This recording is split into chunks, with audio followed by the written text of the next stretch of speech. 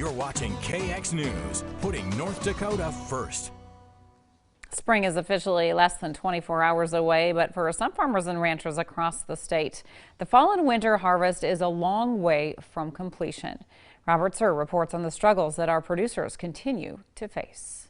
It may be mid-March, but the corn you see behind me has been ready for harvest for months now. And with the upcoming planting season just a few weeks away, farmers are now in a race against time to get old crops out and new crops in. Since I've been home farming, it's been the most challenging year that I can remember.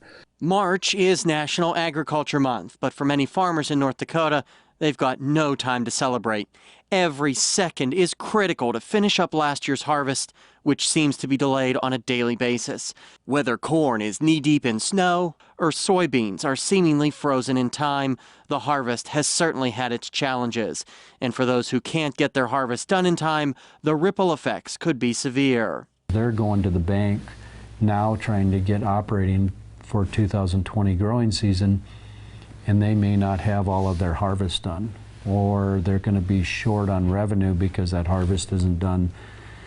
And that means having to work out the particulars with their lending institution, and that's where we've heard more consternation. The Agriculture Department says around 1 million acres of corn are still out there in the cold, waiting for a harvester that may never come because the snow is still too deep or the ground is simply too muddy. We're driving across snow. It looks like the ground is froze, and all of a sudden you sink in and you're driving through water and you're driving through mud.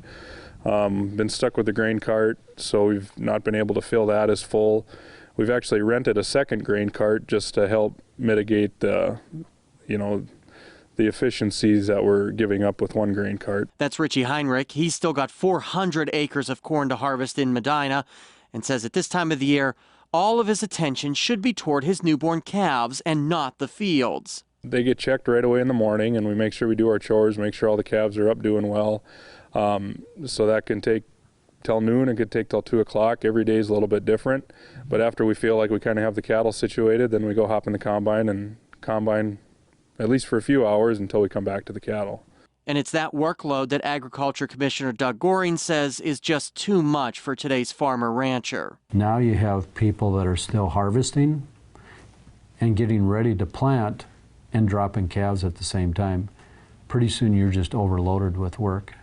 You're down to very little sleep, and you're still trying to manage cows, do harvest, and get equipment ready to go in the field. Both men tell me the state could use an entire month without any moisture, allowing the ground to firm up enough to finish the harvest and start over. But as we know, it's all up to Mother Nature. Reporting for KX News in Medina, I'm Robert Suhr.